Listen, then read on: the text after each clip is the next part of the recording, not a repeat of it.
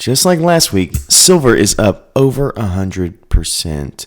This year to date, 113% is the amount that silver has raised this year. We're going to get to all of that. It has been nuts. We've been saying it all year. In a year where we're sitting at 113% raised, I can say that every single week because that's what it takes to get there. Absolutely crazy times, and that's kind of where we are. Silver is kind of expensive, but that's okay because guess what? I got something right here in this beautiful box that we're feeding the crab with. It's going to be our giveaway coin for this December. So at the end of the month, this will be going in. I'm not going to tell you what it is, but I will tell you that it is extremely beautiful, and it has a mintage of just 999. So make sure you watch my video Tuesday so that you know what to do to enter for this, because I like to make sure that my people are taken care of, so when silver is high as it is, you have the opportunity to get some for free. Hard to beat that.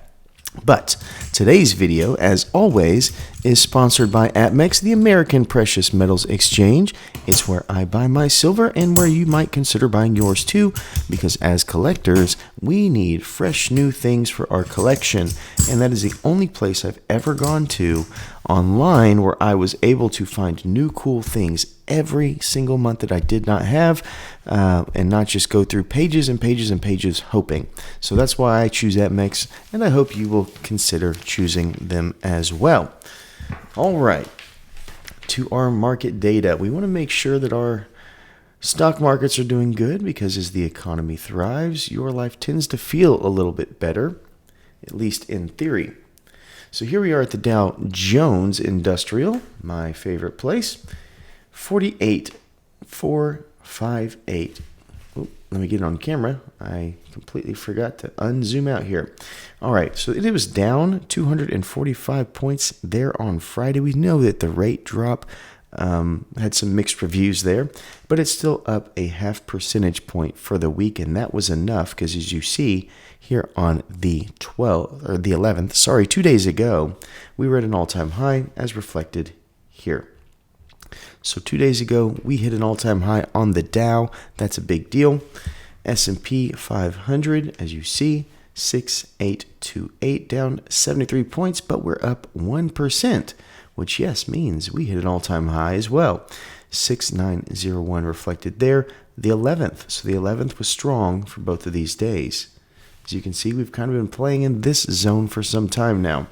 Now we go to the NASDAQ, not quite the same story. This is the mixed markets situation. We have 23,195, and that is sitting at 398 points down, or 1.69%. All-time high still right there by Halloween. So we're waiting on the NASDAQ to catch up with the other two, and then we should be in decent shape there. Internationally, some really interesting things happening here. As you know, we got something going down in Venezuela right now. Obviously, energy is one of the big sectors affected, but for the most part, markets are in good places as of right now. If you look, we have Brazil, who's sitting at almost a full percentage point up. That's a big deal, but mostly pretty flat here in the Americas. We go to Europe, the EMEA, which is going to be Europe, Middle East, Africa. That market is down about 0.5%. The Eurozone is down about 0.5%. So we see a little bit of a drop there. Nothing to cry home about. We go to the Netherlands. They're down almost a full percent there at 0.78. South Africa up 1%. Basically, if it's up 0.5% or down 0.5% or more, I try to highlight that. Turkey up 0.69%. It seems that Turkey is on either side of this every single week. UK is negative 0.5%. And then we have the Asia Pacific region. And look at this. Everybody in Asia is having a party this time of year, because look at those numbers. Everybody seems to be up with the exception of Thailand, at least 0.5 percentage point. So that is crazy to see. Obviously, we see a lot of these at about 1.5. So Asia's got some things going on there. All right, so now the king of the show, You know it. I know it. We've seen silver and gold tear off once again. I know that it dropped a little bit here this last day or two, but came right back roaring, and is something that I don't think any of us has the ability to predict anymore.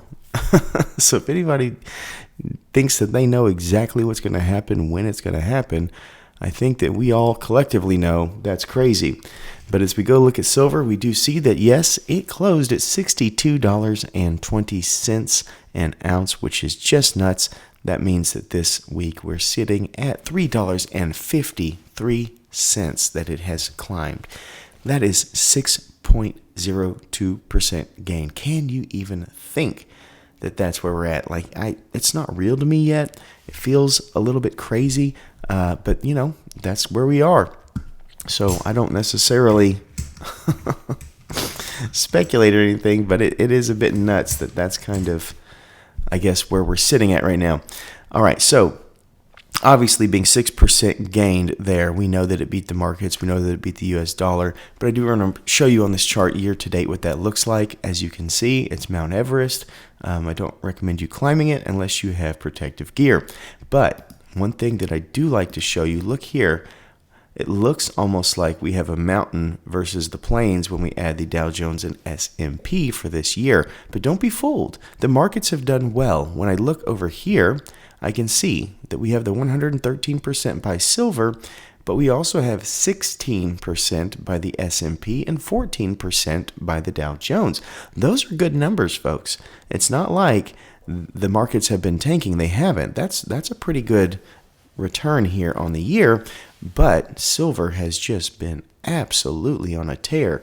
So you can take your tinfoil hats off now. I think that it's pretty out there in the open that maybe you knew something that the world did not know, or at least pretended they did not know about silver. So go, wear a hat that says, "I love silver." I don't know. All right, let's check out gold. Gold.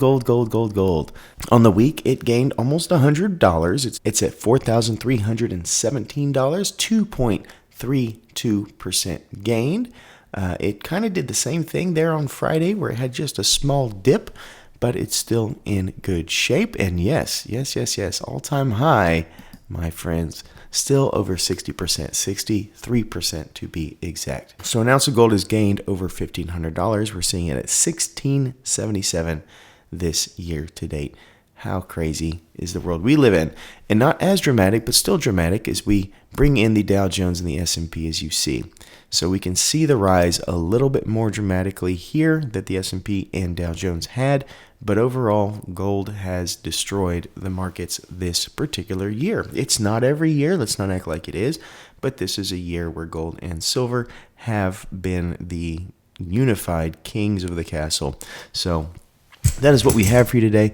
I hope that this doesn't price you out of the market too much. Go buy what you can. Chase a number in your budget. If it was $400, if it was $50, if it was $1,000, whatever it is, let the dollar dictate how much you buy and not the amount of weight, because you'll drive yourself crazy as prices go up trying to chase, 5 ounces or whatever it is, rather than say, nope, every single month it's just this amount. Whatever that gets is what that gets. Because over time, you'll have stuff sitting in your safe rather than stuff that's not there because you try to time the market. But that is what we have for you. Thank you so much for watching. And as always, please remember to stay classy and current with the culture of currency.